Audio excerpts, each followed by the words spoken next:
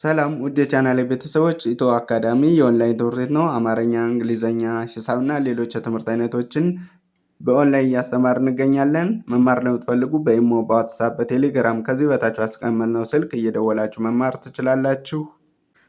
ሰላም ውድ የቻናሌ ቤተሰቦች በዛሬ ዝግጅታችን ከሀ እስከ በ ያሉ የአማርኛ ፊደላትን ከግራ ወደ ቀኝ ወይም ከቀኝ ወደ ግራ እያነበብኩ የማሳያችሁ ይሆናል። ለዚህ ቪዲዮ አዲስ የሆናችሁ ላይክ፣ ሰብስክራይብ፣ ሼር በማድረግ ቤተሰብ ያልሆናችሁ ቤተሰብ ሁኑ። እንዲሁም ኦንላይን መማርና መከታተል ለምትፈልጉ ከዚህ በታች አስቀመጥነው ስልክ እየደወላችሁ መማርና መከታተል ትችላላችሁ። ቀጥታ ወደ ቪዲዮአችን ስንሄድ ይቺ ሀ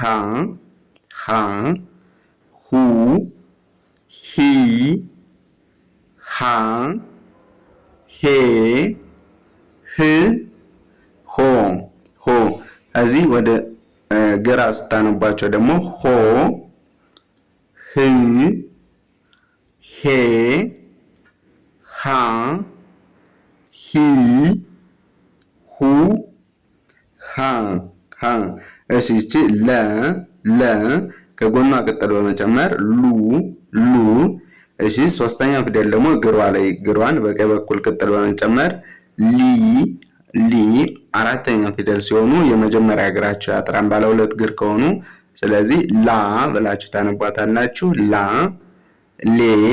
ሌ አምስተኛ ፊደል በቀኝ በኩል ታች ላይ ቀለበት አላቸው።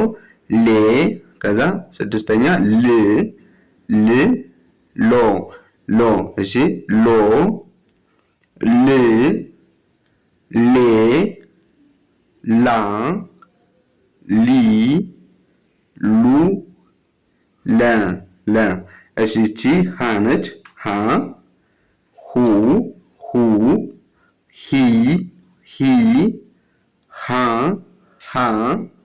ሄ ህ ሆ እሺ እዚህ ጀምራችሁ ስታነቡ ደግሞ ሆ ህ ሄ ሃ ሂ ሁ ሃ እሺ እቺ መ ሙ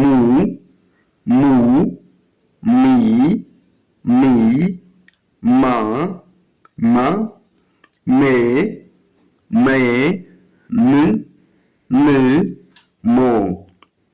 ሞ እሺ ከዛ ሜ ማ ሚ ሙ መ እሺ እቺ ሱ ሲ ሳ ሴ ሶ እሺ እዚህ ወደዚህ ደግሞ ሴ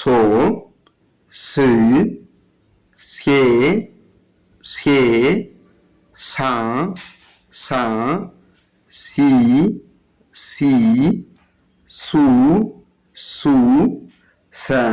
ሰ እንግዲህ ፊደላትን የመጀመሪያ ፊደላትን ስታዩ የሚል ድምጽ አላቸው። ሀ መ ሰ የሚባሉ ፊደላት መጀመሪያ ላይ ምንም ከጎናቸው እግራቸው ላይ ቅጠል የሌላቸው ከሆኑ የመጀመሪያ ፊደላት ናቸው። ሁለተኛ ፊደላት ሲሆኑ ደግሞ ከጎናቸው መጀመሪያ ፊደላት ላይ ጎናቸው ሲጨምሩ ሁለተኛ ፊደል አድርጋችሁ መጻፍና ማንበብ ትችላላችሁ። ሶስተኛ ላይ ያሉ ፊደላት ደግሞ እግራቸው ላይ በቀኝ በኩል ታች ላይ ሸፈፍ የሚሉ ቅርጽ ያላቸው ናቸው። እነዚህ ሶስተኛ ፊደላት ናቸው።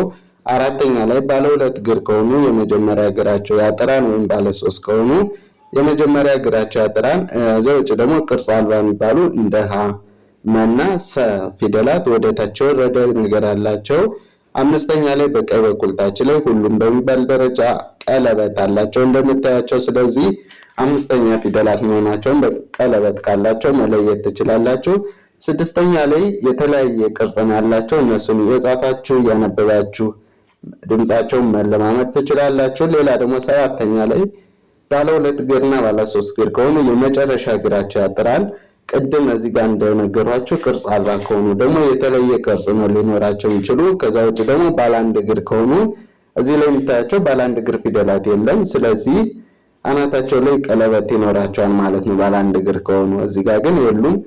ቅርጽ አልባ የሚባሉት ናቸው። ወደ ታች ወረደ ወይም የተለየ ቅርጽ ነው ያላቸው። እነዚህ እየጻፋችሁ እያንዳንዳቸው ድምጻቸውን መከታተል ትችላላችሁ። ወደ ቀጣዩ ስንሄድ እዚህ ጋር ረ ረ ሩ ሩ ሪ ሪ ራ ራ ሬ ሬ ር ሮ ሮ።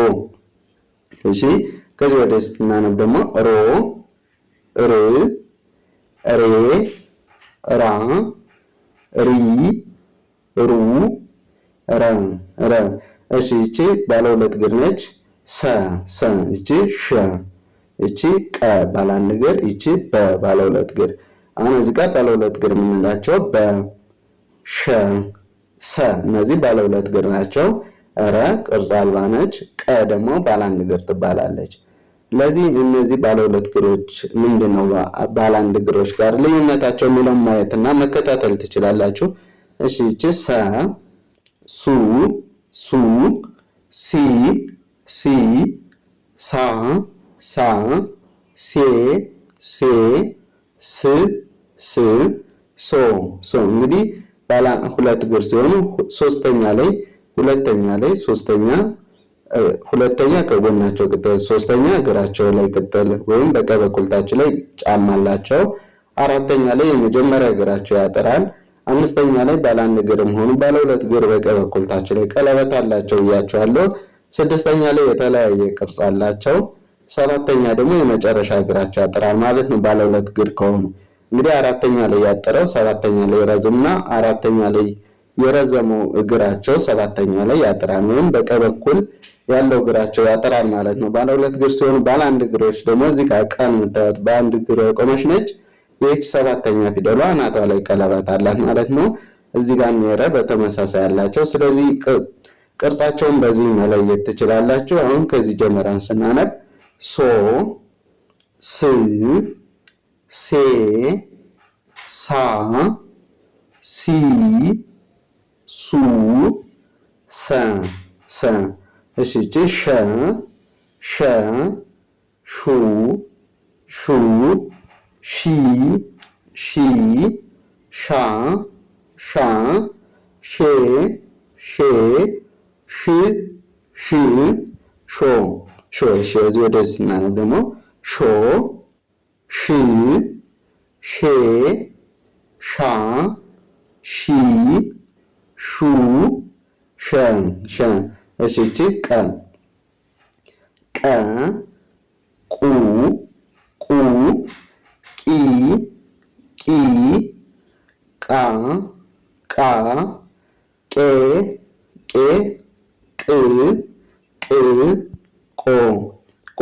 እሺ ቆ ቅ ቄ ቃ ቂ ቁ ቀ ቀ። እሺ እቺ በ በ ከዛ ቡ ቡ ቢ ቢ ባ ባ ቤ ቤ ብ ብ ቦ።